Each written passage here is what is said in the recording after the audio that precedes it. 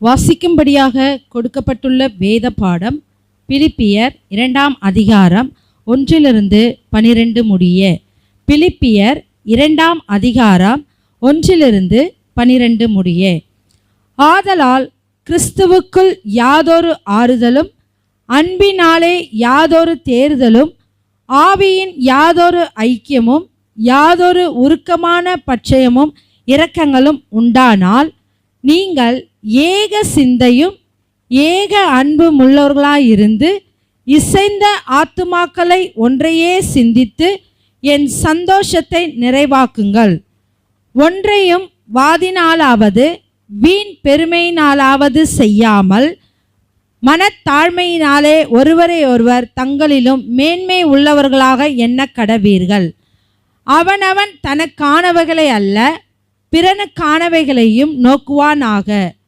கிறிஸ்து இயேசுவிலிருந்த சிந்தையே உங்களிலும் இருக்க கடவது. அவர் தேவனுடைய ரூபமாயிருந்தும் தேவனுக்கு சமமாயிருப்பதை கொள்ளையாடின பொருளாக எண்ணாமல் தம்மை தாமே வெறுமையாக்கி அடிமையின் ரூபம் எடுத்து மனுஷர் சாயலானார். அவர் மனுஷர் ரூபமாய் காணப்பட்டு மரண பரியந்தம், அதாவது சிலுவையின் மரண பரியந்தமும் கீழ்ப்படைந்தவராகி தம்மை தாமே தாழ்த்தினார்.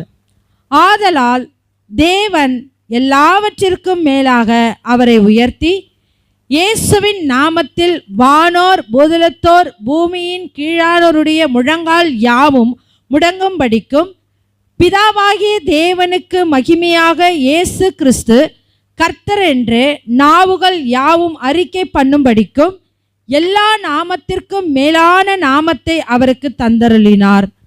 ஆதலால் எனக்கு பிரியமானவர்களே, நீங்கள் எப்பொழுதும் கீழ்ப்படுகிறபடியே நான் உங்களுக்கு சமீபமாயிருக்கும் பொழுது மாத்திரமல்ல, நான் தூரமாயிருக்கிற இப்பொழுதும் அதிக பயத்தோடும் நடுக்கத்தோடும் உங்கள் இரட்சிப்பை நிறைவேற பிரயாசப்படுங்கள்.